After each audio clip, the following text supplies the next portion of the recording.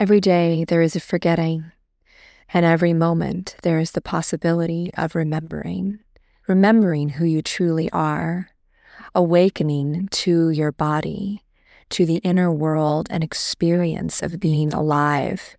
Here is where you find the beauty, the joy. Here is where you free your soma. Hello, everyone. Welcome to Free Your Soma, Stories of Somatic Awakening and How to Live from the Inside Out. I have a very special guest. My dear friend, Krysta Kinslow, is here with me today, and we're going to talk about some really exciting stuff. Krysta Kinslow is an energy guide who works with gene key wisdom. She helps people who are interested in human design and gene keys.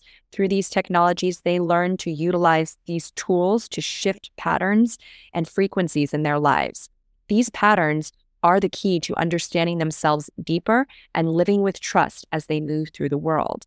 So thank you for being here today, Krysta, to share with us. Oh, thank you so much for inviting me on. I'm so excited to be here with you.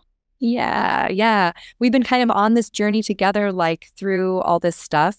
I think it was like, I don't know when it was exactly, sometime last year. I was like, hey, haven't you heard of like the gene keys? And then you're like, what? And then I knew you would, because I already knew about your work that you were doing prior to discovering, or working with the gene keys. I was like, this is like your thing. It's just the thing you didn't know that you like had yet, right? Oh, I still remember that. We've done such amazing work together. I'm so happy that you have gravitated into my world and that we've done some somatics together and some actual coaching one-on-one together with my work. And then when you brought up the gene keys, I immediately went and bought that book and then just completely dove into it and absorbed all of it. It was like, oh my God, this is my life work. This is what I'm really good at. This is what comes intuitively. And I still to this day don't think I'll be able to ever thank you enough for introducing me to that. Oh, yeah, my pleasure. It felt so aligned because, in the work that you do, even pre-gene keys, it was all about recognizing our shadow, right? And the gift that's inside our shadow. And then they use the word siddhi in the gene keys. It's really like the illumination, right? Like the completion of that flowering of that gift, that comes from darkness, that comes from like the parts of ourselves that we think are bad or wrong or that we judge, that are really just part of our process, that are part of our frequency. Would you go into that a little bit about the shadow? Absolutely. Yeah.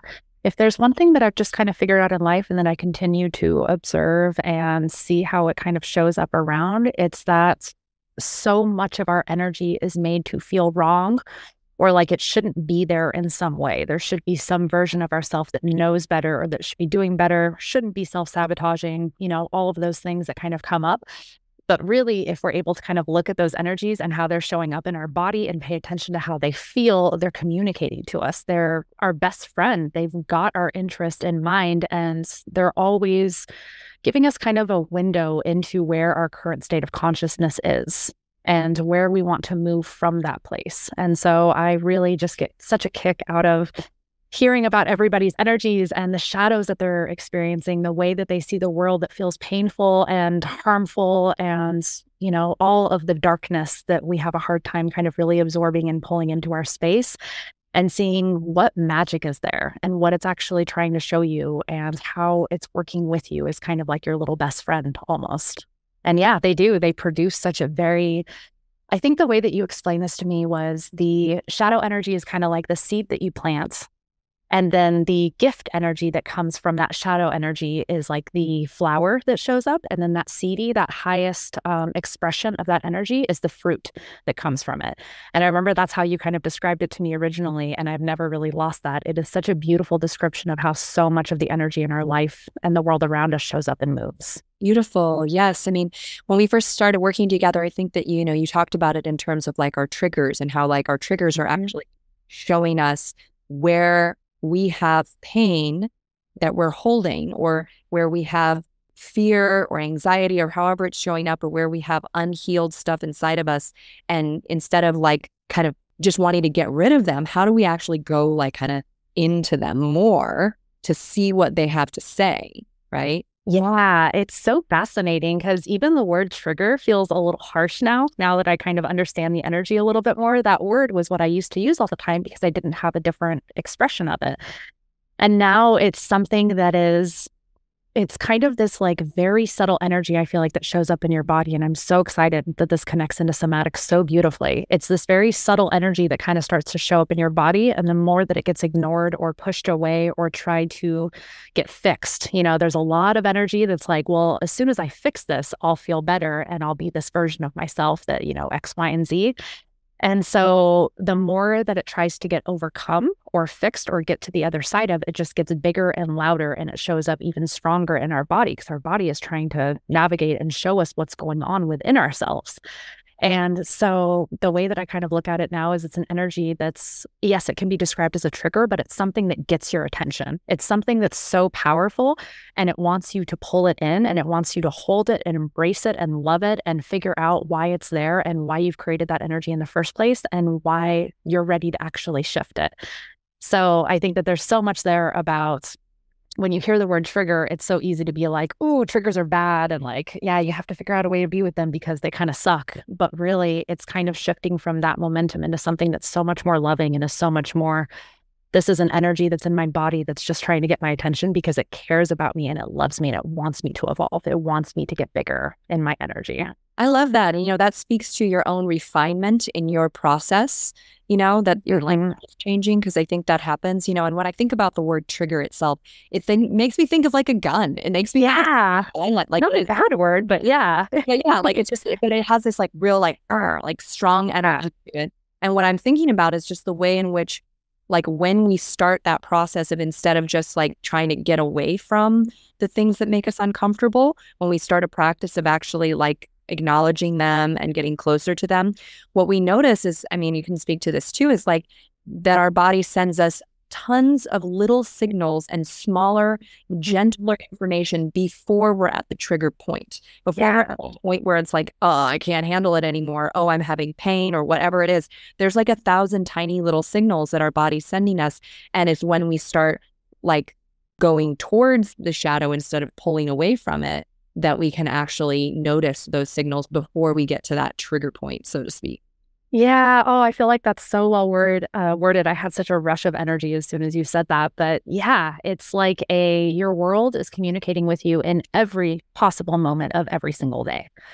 And when you're on autopilot, it's very easy to ignore all of those subtle energy shifts, even within your body, which I know you can speak so much to. And I'm very excited to get into this from this perspective. But every single time your body is in a moment, it's showing you where you're at, how you feel about something, like what your relationship is to it, because it's all about relationship. And so when the trigger comes up, that really big energy where you're like, oh God, this is so overwhelming. It's basically like, I know, but you weren't really listening on any of these other points, but I've got you. This is going to be really good. You're going to hear it this time. It's such a different kind of energy now. And the refinement of it, I think, just comes from the gentleness through which I see this process now, because it doesn't feel gentle when you're in it and when you're in a trigger and everything is going, what seems to be against you in some kind of way. It doesn't feel gentle. And it's also okay for it to not feel gentle when it's happening. I think that's kind of the point of it. Yeah, totally. And there's going to be times when you don't feel like, and maybe you can speak to this too, like part of being in the shadow is like we sometimes can't even fully like see that we're in it or smoke it, that we don't like, there's not that perspective. And so lost and allowing ourselves to be lost for a minute and to be a little disoriented can be part of the process. Right? To not know and to not have a pathway through, but to get stuck there is, I think, what most of us fear and what we don't want. And that's what's so beautiful about having tools like the Gene Keys or a template like that to be able to kind of bring us out of that stuckness, and I feel that you're incredible at doing that, like with your clients, as I've been one of your clients. We're in that stuckness, when we're in that disorientation, lost in our shadow, how can we start to see through what the shadow is presenting immediately to like the deeper parts of it that offer wisdom, that offer like a way through, right? Yeah, totally. I think that it's really interesting. I love the piece that you just said because it reminded me of this. It's the fourth shadow energy, which is intolerance, which is essentially, we are all so trained to try to find answers in our mind constantly, to have all the answers be presented to us, to know which way we're going to go at any given time, to know how any and everything is going to turn out around us. Our mind has been trained to lead and to find those answers. And when we feel intolerance, that shadow energy of that, we can't really tolerate something. It feels like it's too much. That's when we're a little bit scared to let go of that control in our mind. And we go even deeper into our mind to try to analyze everything and, analyze everybody's behavior around us. And meanwhile, our body is responding to all of that and it feels so unsafe. And it starts to kind of chalk up into this like, oh God, this is too much. I can't really feel this because it's responding to the energy within our mind so much of the time.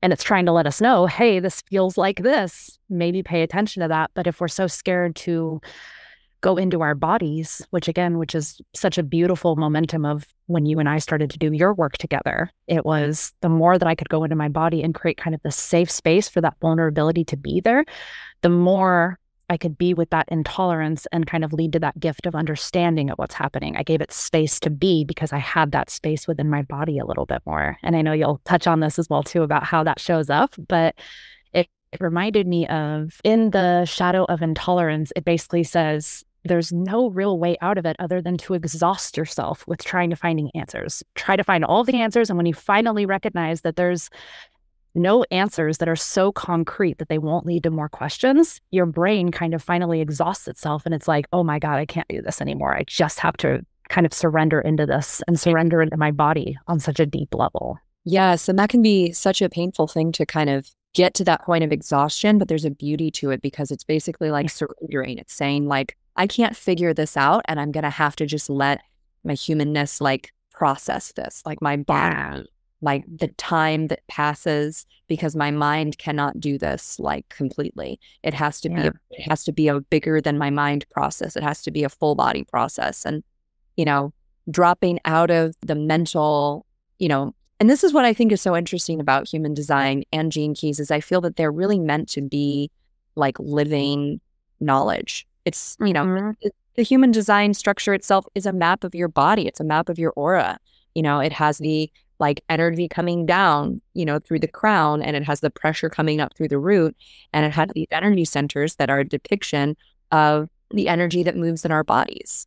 And so to me, like when I started really understanding what somatics even is, because I didn't even know really what it was when I went to my somatics training, and I started like realizing, I'm like, oh, this is like actually fitting really perfectly with human design. This actually correlates really well with gene keys because I feel like it's telling us about our experience that is physical, mental, emotional, and spiritual. And it's all of that all the time. And maybe we can only tap into one layer, or maybe there's certain layers that we're more comfortable in than others. And for people who are listening who don't know a whole lot about like, human design, for example, like there's going to be different ways that your energy moves that's unique to you. Just like with the gene keys, there's different configurations that are unique to you.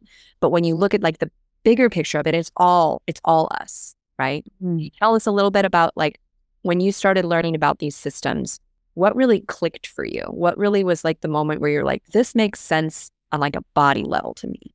I think the biggest thing that really clicked into place for me was, oh God, first off, I feel like you described human design so beautifully and the energy of it.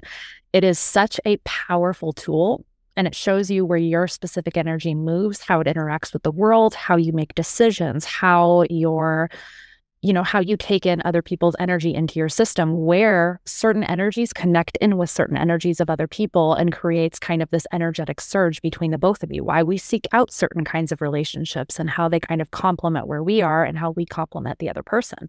And the thing that really stood out to me with human design was actually learning what my human design type was. And we've had so many conversations around this, but figuring out that I'm a projector in a world that's dominated by energy types and by sacral energy types who have the energy to master and move things.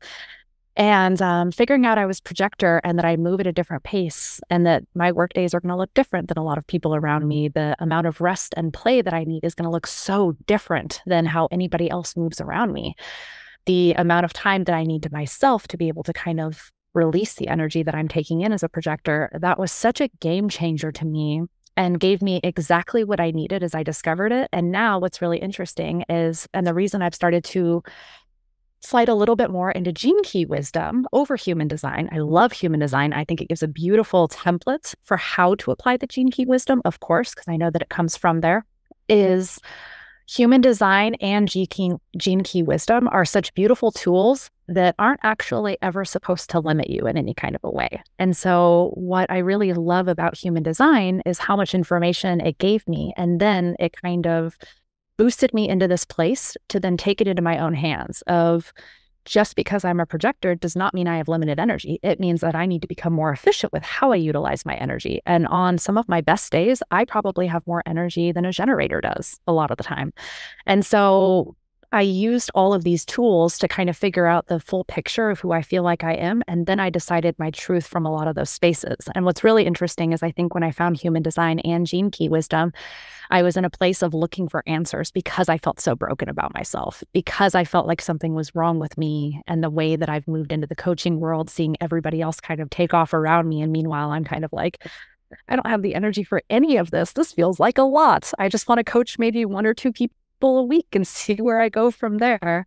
And so I was looking for so many answers, which I did find, but then they led to more questions. And I could feel where I started to limit myself with these answers. And so long, short story, very long around way to get there. I think that human design is a beautiful tool to access parts of yourself that maybe you haven't really ever had validated before.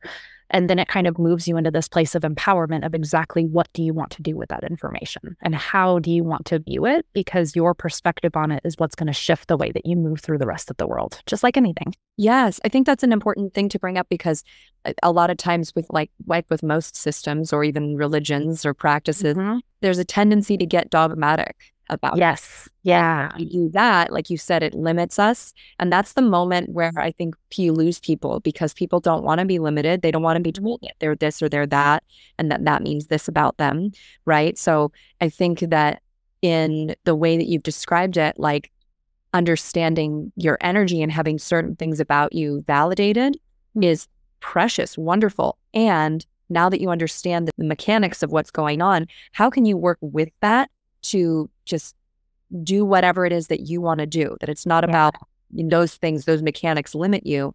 Those mechanics are part of how you can utilize your full self. Yeah, that's exactly what it is. And I think that's why I tend to lean towards gene key wisdom, is because yes, we all have certain gates and channels that reflect kind of our superpowers, but we all carry all the energies of these at any given point, whether, we're stronger in it or more conditioned in it or whatever it might be. It's a universal language that everyone understands. Everyone understands what the shadow energies are, how they move through our system. It gives the language to the energies that we always feel, but we don't really have the capacity to articulate what it is.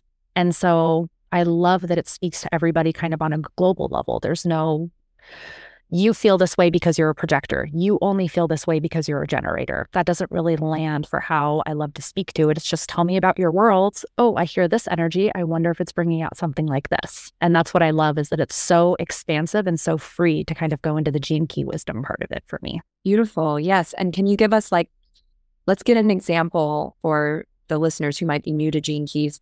Take us through like a shadow, a gift, and a CD, maybe one of your favorite ones or one of the ones you've worked with a lot in yourself or someone else. Yeah, I completely will. I'm going to start with the first one. I love the first one and the energy of entropy, the shadow energy of it, where we have almost this chemical way where we'll just wake up and be in a bad mood. We'll feel really low. We'll feel really down about ourselves. And a lot of us try to energetically find out why or what could have caused it, or why am I here? I felt so good yesterday. I felt so confident about everything. And now I've just hit this very low energetic state and I don't know why. And it can really turn into, what is it? Yeah. The repressive state is depressive of the energy. And then the reactive state of the shadow energy is basically frenetic. So you either really drop down low into a depressive state, or you're almost going to hit this energy of you feel the need to withdraw and not be around anyone, but yet you're constantly reaching out to more and more people. You're trying to do more and more things to kind of avoid the way that you're feeling in some way.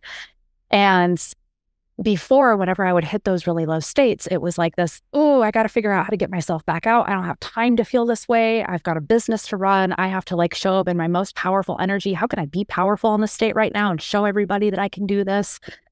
It's almost kind of like the shadow energy comes on of you need to be in this lower state for a little while to let your body kind of chemically move through it. But because you're so busy trying to get to the other side of it or try to fix it or figure out that there's something wrong with you or broken with you, if you interrupt that very natural chemical sequence in your body, then it almost compacts it into an even bigger and an even louder version of that. And then you're kind of just running on this very empty tank because you're not allowing yourself, kind of like a fire in the embers, to just kind of chill and let yourself kind of seed the new creative spark that's going to come from it. So the best example that I have of this is one day I just woke up and everything was so great all week. I'd been connecting. Everything had been so beautiful. New clients were coming into me without even me doing anything, the open invitation thing from being a projector. And then one day I just woke up and I just could not even move from bed. I was like, I don't want to do anything. I hate the world. I don't want to be eating. I don't want to be talking to anybody. I don't want anything to do with anything. I don't want to connect. And I just woke up and told my partner at the time, was just like, hey, there is absolutely nothing wrong between us. Everything is okay. I don't know why I'm feeling this way, but I'm going to go retreat for the rest of the day. I've canceled all of my plans. I've moved my clients to the following day. I don't know what's going on. I just need to be. And I just let myself be in that. And then naturally, it kind of started to dissolve. And it was weird because then I actually felt myself pulled into the Gene Key book. And I flipped right to the first page and was like, oh my God, this is everything. And basically what I kind of learned by letting myself just naturally be in that without judging it, without feeling like something was wrong with me, but just like, okay, I guess this is just where I am. I'm going to take really good care of myself and be grumpy. And I'm going to drink my delicious coffee drink and all of that.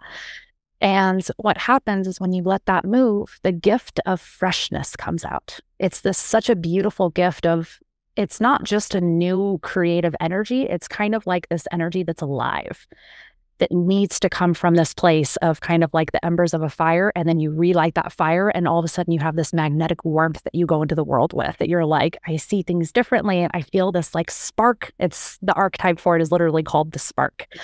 And you spread this warmth to everybody around you. And then when that's done and you've spread your warmth, you go right back down into an entropy phase again, because you need to kind of rekindle those little embers, and you need to rebase yourself. You need to get back to your own energy. And then that spark comes up again.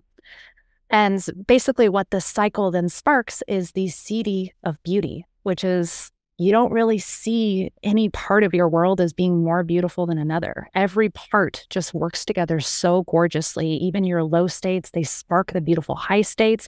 Your high states spark the beautiful low states, and you get exactly what you need from all of that at any given point. And it gives space around you for the people around you to get everything that they need at any given point. Because you also can't be this warm, beautiful spark for everyone around you 24/7. That's not how that works. So it's this gorgeous cycle of noticing that the shadow energy is not something to get away from. It actually gives you this beautiful seedy energy of beauty for the world. And then that also then sparks the entropy again. So it's just this gorgeous cycle of seeing how your shadow energies actually complement and deepen the gift energies and vice versa. Wow. I love that example because I can super relate to it in terms of like the days, like I've had days where, I just basically want to lay down all day in bed and I don't even want to look at my phone. And like, I don't want, I'm like, oh God, I have to respond to a client. Like, can I wait till tomorrow? I probably can. And I've learned to do that because what used to be the case, like, I would try to go around and fix it in some way. Yeah. I like, oh, I'm feeling bad because I'm like not making enough money. Maybe I should text that person back who was interested in working with me. Am I feeling bad because like, maybe I don't feel beautiful enough. Maybe I should go out and buy some beauty products or, go get my hair cut, go do something, to try to fix this problem of like this low state that I'm feeling. Yeah.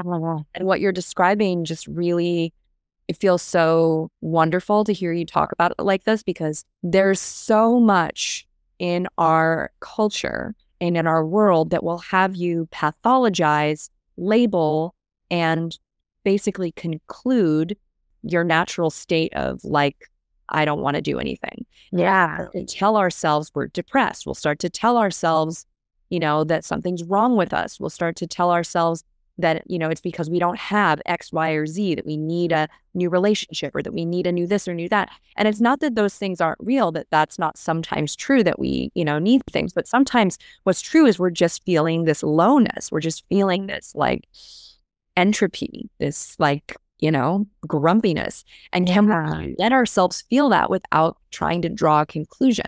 And that can be a really hard thing in the beginning because we're so programmed, like I said, by our culture to pathologize and to label and to go seek a thing, whatever it is, to make that feeling go away. What's even so cool to like kind of build off of what you just said is that the entropy is kind of, I think I heard it referred to at some point as almost like a fertile state of awareness. Like it's not that you're not feeling anything, it's that you're so deeply aware of everything that's happening that your body almost kind of goes into this numbness. And we think of numbness as like, I'm checked out, I can't handle my life, something is wrong. But really, it's giving you this gift of like, you're going to create something from here. Just get into this numbness. Notice everything so deeply and so intimately because you're not checked out. You're so deeply aware of everything that's happening. So if there are some things that need to shift, and if there is a relationship problem or something that you need to resolve in some kind of a way, it actually gives you the superpower to be able to see it from a different light, where you're not always busy and moving and in this very high state of energy. You're in a lower state of energy. It's a gift to have that very deep awareness kind of given to you. But if you're so busy, like you said, trying to fix it or trying to distract yourself from it or trying to move through it because something is wrong, or you think that you need to connect deeper because you're removing yourself because there's some sort of self-sabotaging pattern, whatever the story is, you're removing yourself from this very fertile state of awareness that's actually gifting you something to then bring this freshness back into your world that's going to wake you up and it's going to wake up everybody around you. Yes. And also speaking again to, and you can definitely relate to this as a projector, but I think any person or any energy type can relate to this. There's a certain level of exhaustion that comes with being on all the time, that comes with being, doing, going, being that light, being, and sometimes we just are exhausted and we're asking ourselves like, why am I not up? I was just up yesterday. I was just, I felt like this powerful, like powerhouse of a person who could do anything. Like, why am I feeling so low? It's like, girl, your batteries need to be charged. Like, yeah, like it's like your body can't do that ongoing forever. It's just not sustainable. But again, like we get this message from our world, even just with the way that there are lights on all night long in a city, that we're supposed to be on all the time. And I think more and more of us are realizing that we're really not built that way. Yeah. And especially because I kind of feel like there's some part of it where coming into a leadership role where people look to you to have the answers sometimes, or to have the wisdom, or to share where they are because you're such a good listening place for them, or, you holding people with their energy, with their bodies so beautifully. It's almost kind of like, well, if I don't have that, then who am I? And it's like, you have to pull back and withdraw so that you can understand who you are, even amidst all of that, because it's not even about what you're doing or how you're showing up in the world. It's simply about, who are you? Who are you being? Who can you be when you're low right now? Can you pull back from everyone and still validate yourself? Can you still feel very special and beautiful, even if you don't have the positive energy that's thinking that the world is this beautiful, shining place that's going to always be okay? It's okay to not want to get out of your bed and to be grumpy and to be like, all I want is my coffee and my TV show right now. Like, give yourself that, especially because so many of us are moving into a place of service for the rest of the world. That is exhausting.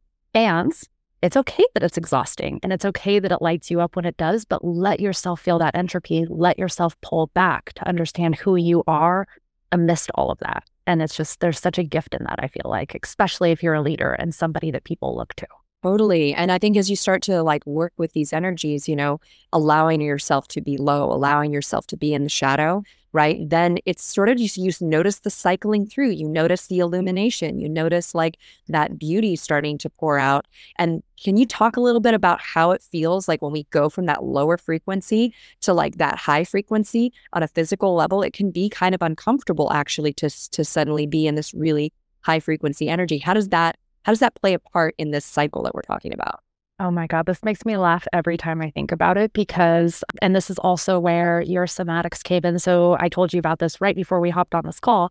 I also experienced kind of this very high frequency shift this weekend that was absolutely intense and up-leveled me on, I don't even know how many levels right now because it hasn't even fully sank in. And my body went into this state of panic because it's not used to holding those higher frequencies. right? When we kind of integrate new high frequencies, that's why we have an integration period, because we have to get used to what they feel like in your system. And if you're scared of your body, you're scared of the intensity that they feel, it almost gives me the same when I'm integrating higher frequencies and letting them kind of evolve in my body. It gives me the same feeling as I would get as if something traumatic was happening to me. It's almost kind of like that trigger feeling comes up, but because I know what it is, it's then like, this is a higher frequency that my body isn't used to. So I let myself go into the entropy. I tend to, and this is in so much better control than it was when I was younger because I didn't understand this, but I tend to want all kinds of snacks. I want very deep, heavy comfort food because I almost need to lower my body energy again to something that's more comfortable in a way. And then the higher frequencies can kind of integrate and make their way through it. So I do it in little bits of phases where I'm super aware of it because it feels very vulnerable for these higher frequencies to move through your body. We're so used to shadow energies. And we are so used to how trauma feels that that's not something that we have a hard time really holding. We have a hard time processing it because when those higher frequencies start to make your way through your system, they are wildly uncomfortable. And I kind of feel like, and that might be a little bit of a point that some people might not agree with, but I think that I was thinking about our work together that you've done with me with somatics, of just allowing my body to have a little bit of room to breathe where it would naturally tighten. And that's what it feels like. When you have a higher frequency that's coming through your body, your instinct is to kind of tighten around it and constrict and almost like push it away. But it's figuring out how to allow that vulnerability be there and how to soften into how intense it feels, if that makes any sense. Yeah. A fascinating process. We tend to think of like, high vibe things as being these like things that are going to feel good. But what you're describing is like sometimes they don't feel good. Let's take like a really difficult relationship in your life and there's some challenge going on. Like I'm just imagining like times I've had with like friends of mine where we're in some kind of conflict and, harsh words have been spoken. And there's a part of me that rises up in that process and sees the bigger picture, right? And see my own like part that I'm playing in this, and kind of gets macro for a moment and sees them. And there's a part of me that just has this intense, beautiful, loving compassion for both of us in this pain that we're in together. That is not necessarily beautiful in its feeling or comfortable. It is beautiful, but it's also like scary and comfortable. I feel like that's such a good way of saying that. It's uncomfortable. There's a part of me that like just doesn't want to have that full macro perspective because there's a part of me that still wants to hold on to like my story and my position and me being right and them being wrong and my hurt and my upset. While simultaneously there's this like deep, powerful, like loving kindness energy that is coming through my system that's not actually at odds with any of that. But it can feel that way because what I'm wanting to go towards, what I'm used to is that feeling of being resentful, of being angry, and I can be all of that and allow this new frequency to kind of wash over the whole situation. But that scenario is not pleasant, even though it's definitely high vibe. It is not a pleasant. It is because it's high vibe involving all the layers of our not just exclusively high vibe, not just bliss. It's bliss with all of everything in there. I remember too. So it's really interesting because the more, high vibe or the more that I allow my frequency to raise, I realize how complex our human experience is because you're right. Sometimes there's a part that just wants to be petty and it wants to just embody who you've always been because you're like, this sucks. I don't like this. I hate this. And I want to have my story and I want to victimize myself. I want them to be the bully. That lets me off the hook a little bit. And as you start to, whatever example we want to use, and as you start to kind of guide into this, like, ooh, but this is who I feel I want to grow into. Oh, yep, I can see why this is showing me it like this. Oh, God, yep, I'm aware of it. And then for me, there's always this little bit of bitterness that comes of like, of course, yep, that makes perfect sense. Of course, this is showing up in this way. I don't like it. I'm here for it. Oh, God. And it almost becomes like this very complex sensation of you don't like what's happening because it's uncomfortable and it's messy and it's painful. But you have this little bit of joy that's just in the background of like, yes, I see it. I see it. This is really fun. Oh, I don't like this, but I also see it and it's really fun. And it reminds me of one of my favorite quotes, I think from Neil Donald Walsh, who's like, you could have your pain with a little bit of joy too. That's what this creates, is it's this expansive array of so many different emotions and truths, and they all have validity and they all kind of represent the same thing to some degree from a different perspective. And yeah, and it's uncomfortable when those higher frequencies come in, which is why a lot of us are scared to let them in. And our body also has to be able to handle when those higher frequencies are coming in. And if you haven't done the work to allow your body to kind of catch up to those higher frequencies, it's going to be hard to embody them. It's going to be hard for them to stay around for long. It's going to be hard for you to fully integrate what that experience was showing you. There has to be safety within the body for this to be able to happen. Absolutely. And I think that, you mentioned this before with like the snacking or with food. Food is a really simple, quick, very animalistic way that we can feel safe. Use food to create like safety in our bodies.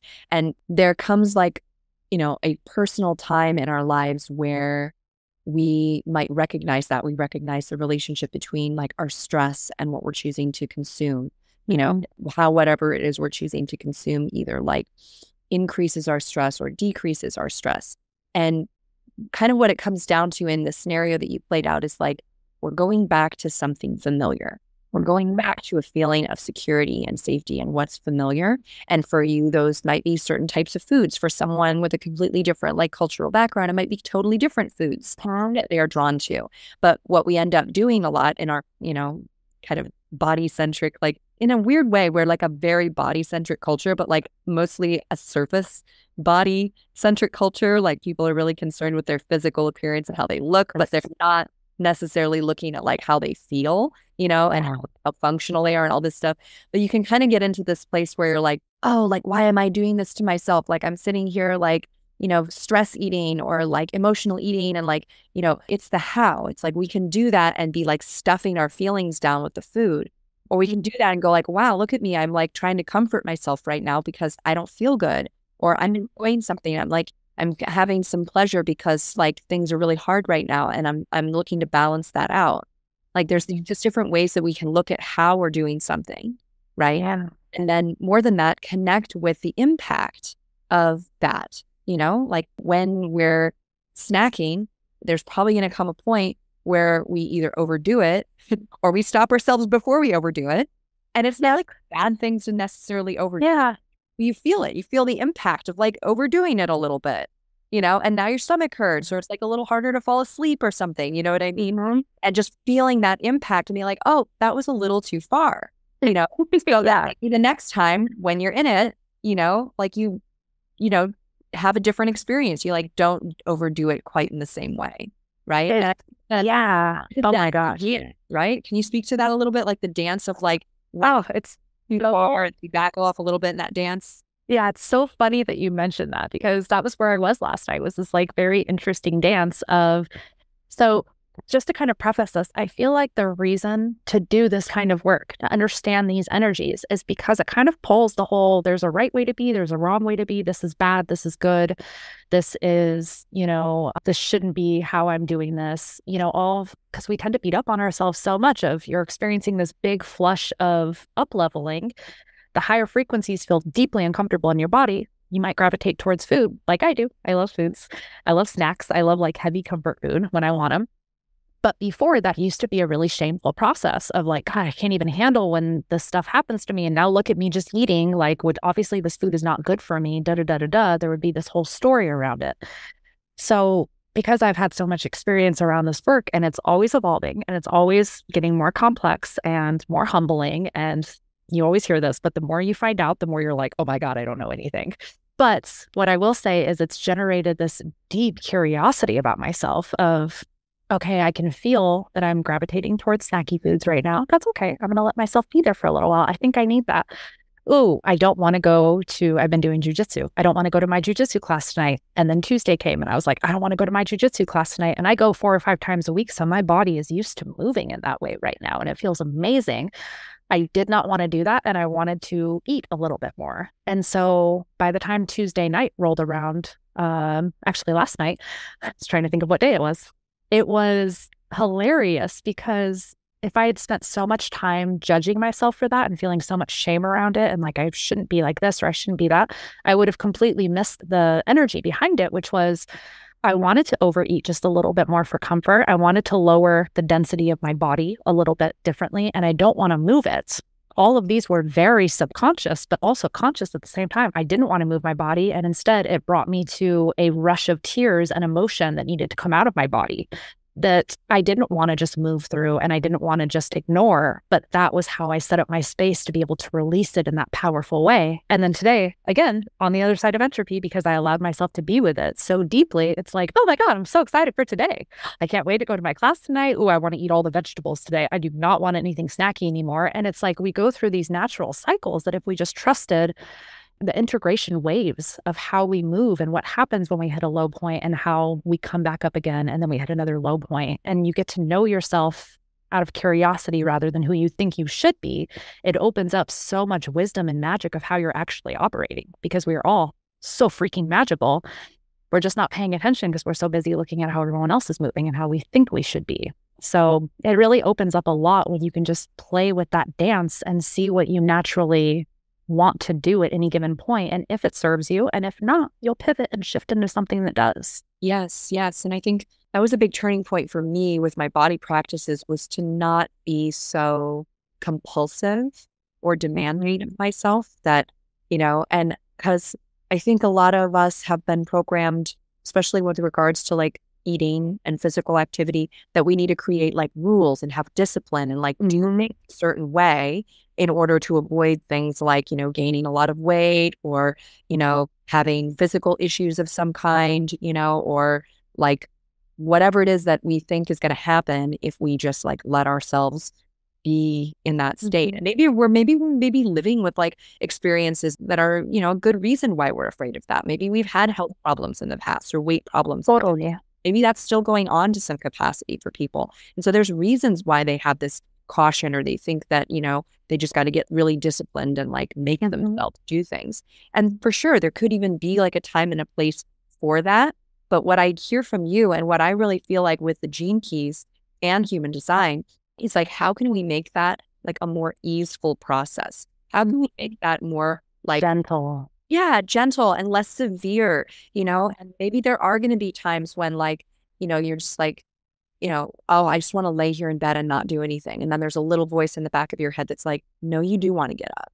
There's something out there for you. And getting up and doing something is going to be the thing. And then other times, like you said, that heaviness is really necessary, and just letting yourself sink deeper in the bed is going to be the thing. But like, how do we create like that flexibility and that awareness to start like moment to moment paying attention to what our body, what our beingness is really asking for, and listening to that over just like whatever we think, like you just said before, what we're programmed to think we need to do or how we should be doing things. Yeah, absolutely. And I kind of feel like this ties in so beautifully with somatics, because when you start to get, and you can speak to this so much better than I can, which I would love to hear right now, and how this shows up for you. But when you start to pay attention to these little ways that your body wants to move and that it's speaking to you and communicating with you, it develops this very deep-seated trust, so that when you are vulnerable, when things do feel really heightened, when you do start to question whether or not you're in a self-sabotaging method or if you're actually just needing to be there, you have such a deep-seated trust for your body's wisdom that you're like, you'll speak to me if something is off, and I know that. So like you said, maybe you do tend to overeat, but you don't eat as much next time, or you catch yourself before it gets to that point because you know what it feels like. And that's exactly where I caught it yesterday, because I know what it feels like to almost eat so much that it makes me sick. And instead it was like, oop, I've had just one too many now and I'm good. I don't need that anymore. I feel how it served me and I'm going to back off now because it does not feel good any longer. You develop this deep communication with your body where it literally has your back at any given moment if you can pay attention and hear it. Yes. I mean, that's been a huge thing for me, is just knowing where those boundaries are in my body that become actions. And I think that's, with Hannah Somatic specifically, and because there's so many different kinds of somatic practices, but working with these little micro movements and doing like just enough movement that you can feel what's going on and then letting it go and letting your body relax has been so powerful for building that capacity to kind of modulate, to be like, I'm going to do this much instead of, a lot of us, we know on and we know off, right? But how do we turn the dimmer down? How do we start to like modulate our energy where it's like, okay, well, I'm going to give just this much. I'm going to give just that much. Okay, I'm going to let it off just this much and start to play with that dimmer. And that's really what we do on a physiological level with somatics. And I love how you're seeing how this translates to other actions that you're taking, how much you're consuming of your snacky food when you're in that snacky place, whether you're going to sink deeper into the bed or whether you're going to come out a little bit, and that we don't have to be on or off. We can be somewhere in that middle place. We can be in the middle, right? We can start to live there. Yeah. Oh, I feel like that's so well said, because there is something to be said about our hustle culture. That's like, if you're not going 110%, what are you even doing? And it's like, well, sometimes I'm just kind of at this nice little like 5% or maybe like 2%. And that feels great, because that's what I need. I need to know what that feels like when I'm in that place, just as much as when I'm going hard or not going whatsoever at all. Like, there is so much. I feel like this speaks to energy so beautifully, because there's no black or white energy. There's no being on and being off. There's so much in between that we're missing out on and that we're not paying attention to. And all of those little tiny, just like somatics, those little tiny micro movements and those little tiny micro moments throughout your days are all guiding you at any given points. And it's just I just love the way that you phrase that about like, it's not being totally on and it's not being totally off. There is a nice little in between that's giving you information as well. Yeah. And to feel like we have that sense of control that you're describing, because I think that a lot of people who might be listening are like, well, I want that kind of control to be able to stop, because I usually don't stop until my stomach hurts, because I've been there too, right? Like that is a thing. And, the best thing that helped me was just getting in touch with that feeling, the feeling of overdoing it, the feeling of getting too far. And we could bring this back to what we were describing before, when your energy's really up and you're go, go, go, go, go. Maybe we go too far, and that's part of the needing to rest extra, in a bad mood the next day, because we went a little too far. So get in touch with that impact. Let yourself feel that entropy, that like darkness, because you're going to remember how that feels. The next time that you're on a high streak, you can go, oh yeah, I remember that was followed by this like dip down low, so you don't have to be so afraid of it. Yeah. And to really tie in somatics just a little bit more, it's so beautiful that it's in your body. It is your body. It's these little tiny micro moments where, kind of to round back out to our very beginning of our conversation around triggers, the triggers show up when you haven't heard the rest of the little tiny markers that were trying to get you to that point. Then all of a sudden somebody confronts you and you're like, this is awful. I don't like this at all. Where did this even come from? And it's like, oh no, it was there. It's been there. And your body's been trying to communicate with you. Just like sometimes you might be on autopilot and you eat, and then all of a sudden you're really sick and you're like, how did it even get to this spot? I don't even know how it would have caught myself. And it's like, there's nothing wrong with getting to that point. It's just trying to get your attention a little bit louder. And then it sets you up to pay more attention to all these little tiny micro moments where, are you naturally gravitating towards more snacky things quite a bit right now? And what's the reason for that? Is it something that you're doing that feels really good? Or does it feel like it's getting past a point where it feels good and is more of a clutch, or a crutch?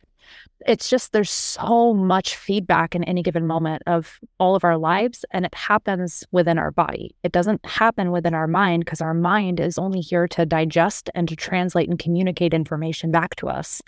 So when we try to find all of these answers through our mind, or try to say, why am I having a bad day? Or why am I overeating? Or, whatever it might be, it just allows our mind to run and run and run, and to get less in touch with our body. Whereas our body is showing us at any given moment what we need and how to hold it and how to relax it a little bit more, how to be vulnerable, how to integrate energies. It's such a powerful vehicle for our expansion. Perfectly said. I mean, the way that our body communicates is subtle. Yeah. Our mind, which is loud. Yeah. And so becoming more in your body is actually kind of a subtle experience. Once you're there, often it's not going to be as loud as your mind. And, coming back to that idea of like, a trigger, we could even translate this to like the clients I work with who have these ongoing pain in their body, like their lower back is in pain or their neck is in pain, right? And it's like, it's been going on. And then it got to that point, right? when people start to unwind that, and you probably went through this too, is like as the pain in your back or your shoulder starts to diminish and go away, now you can feel when it's coming back. You can feel like, oh, my back is starting to get tight. It doesn't hurt yet, but it's starting to get tight. And you can take action to do something to help your back relax before it gets to that point where you're in pain, right? Yeah. It's this process of like slowing down, because we're not going to notice if we're just speeding around driven by our mind. We're not going to notice until our body is screaming, right? Until our mind is screaming, until we're really upset, right, about something. But there's been this process, this unconscious, nudging of our body, of our being this whole time. So kind of to bring everything together here with like the way that, you illustrated so beautifully the way that gene keys can show up in our everyday experience in our body. There's 64 of these, and we are all of them, right? Right? But we all have this specific sequence. Do you use that sequence when you like work with people? Do you look at their particular sequence, or do you use them more like an oracle and draw from whatever's showing up? I'm just curious whether you like kind of take it as a blueprint, or whether you really just use it in this more creative way. Yeah, so it's really interesting. I like the sequences. I do. I love them, and I have utilized them with people. But what I've actually come to realize is that even if they have a certain sequence, so here's where it gets just a little bit complex. And here's where I love almost kind of using it as more as an oracle in a sense, because every single energy also, or every single gene key also has a programming partner. And then not only that, but they make up codon rings of basically like our DNA structures. So where one is showing up, it's actually impacting how another one is going to show up, which might also be impacting 2 or 3 more. And so when I start to pick up on an energy that's showing up, because I don't like to just spew information at people being like, this is what you have, and this, because I've done that to myself, and I've been like, I don't know what to do with any of this. I absorb the information, and then I'm like, cool, I don't know what to do. I don't know how to integrate this. So I love utilizing where a person is in a real life coaching session. And then when I pick up on certain energies, I'm like, ooh, I wonder if they have this in their gates. And I'll go look at their chart really quickly. I'm like, okay, I do see this. Or, oh, they actually have the programming partner that's showing up in this way, which is also conditioning them within this one as well too. Or, ooh, these ones are grouped together as little codon rings. So I love utilizing it as almost like a little roadmap of what do I hear? And then how can I bring that energy back in with the person so that then they can integrate it and be like, oh, this is what this is. So like going back to our entropy example, some people don't have gate 1. And so maybe they don't really have it in their sequence to some degree, but everybody hits those states of entropy, everybody, right? And everybody has this gift of freshness that comes from it when they kind of get back up. But they also might have, gate 2, which is the programming partner to it. Or they might have, gate 8, which then connects it and makes a full channel with it. So there's all different kinds of ways that it could be showing up. And like, oh, you actually have a little bit of conditioning around this versus this is your gate and this is the one you should only be paying attention to.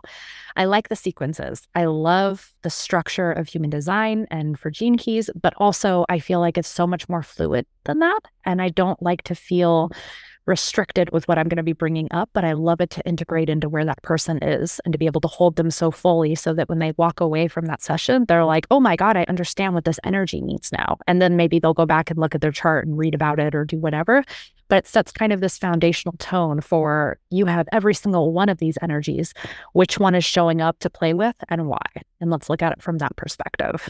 I appreciate that. I think that's really refreshing in a way, because like, I think a lot of times people will find out about the gene keys or about human design, and the first step is like they want to know what their gene keys are. They want to know what their human design is. But it's kind of like, when we learn about our astrology chart, we want to know what our chart looks like. But understanding the entire system is about understanding like all of who we are and all of our humanness. And so I think that the way that you're utilizing it as a tool to go along with the beautiful coaching that you already do, because I've experienced that. I can just imagine how this is like, in a way, it's like an enhancement. It's like an added language. It's a language that you now speak that you're able to help others use in this beautiful way as a tool, that goes alongside the work that you've already been doing with helping people with transmuting these shadow experiences into something that they can understand more deeply and they can learn to trust the experience they're having instead of running away, like most of us do. It's, it's so beautifully put, because I think when we find out a lot of this information, I mean, you can attest to this, it can take up to 7 years to fully understand your chart. Like there's so much information there, and can be overwhelming. It can feel like your brain is trying to find answers. So it's almost going for an information overload, and I need to learn every single aspect of this and make sure that I understand it. And we do that to get away from what we're actually feeling. And so if we can break it down to a much more tangible little bite of information that applies to where you are in your current moment, it's so much easier to integrate it and to fully take that from your experience. Beautiful, beautiful. Well, I really love the way that you're using this in your practice and in your personal world. I feel that from you. It's such a beautiful system, and I think that you're utilizing it in a really unique and beautiful way. So thank you so much for coming and sharing with us today about your process, about, these living examples of what we're going through and how we can start, being with those shadow experiences and noticing what kind of wisdom they have. People are curious about working with you or want to know more about your work. Where can they connect with you? Where can they find you? Oh, great question. So as of right now, I don't really have any other way other than on Instagram right now. So I really love Instagram. It's such a beautiful way. I think my handle, I had to look it up. It's Krysta.Kinslow. So it's KRYSTA.KINSLOW. And I've got a few different ways that you connect on there. I love messages. If anybody's ever curious and they just want to have a conversation or, meet up together to kind of talk about this a little bit more, I love that as well. So you can reach out in any way on there. I'll also have a few links that you can join if you want to schedule something. So I'll have that up and ready to go. Great. So check the show notes, and I highly recommend Krysta as a coach, as an energy alignment guide. I got to work with her quite extensively last year, and it was life-changing and amazing.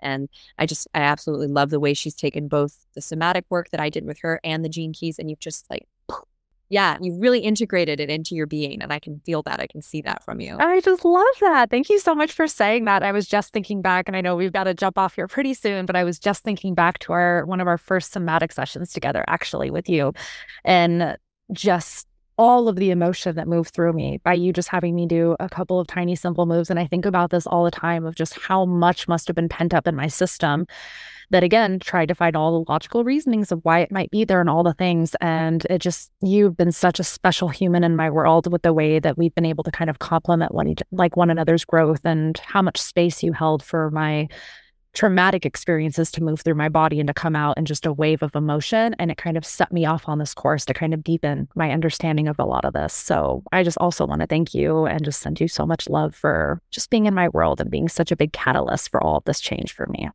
Oh, thank you. Thank you so much. Yeah, well, I'm so happy we got to share this conversation with everybody, because I love our conversations. Me too. Share them with other people, and they get to enjoy them too.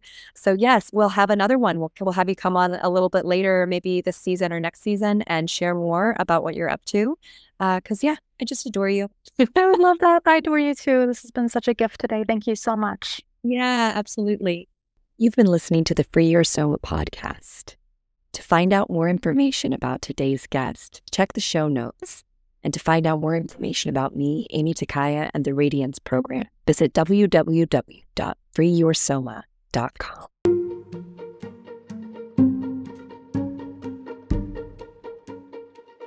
Hey there, truth seeker, freedom lover, consciousness expander. You've been listening to the Free Your Soma podcast. I'm Amy Takaya, and I'd like to invite you on the somatic exploration of a lifetime. Join me for Revive, a 9-week somatic movement adventure. You and an intrepid group of heart-led leaders will learn how to release muscular stress, tension, and pain, and how to come back to ease and flow in your body. What's more, this tension you've been holding in your back, your neck, your shoulders, this represents your untapped somatic potential. When these muscles lengthen out and relax, you will get to experience deeper body intelligence and wisdom throughout your life. Learn more about Revive at www.freeyoursoma.com.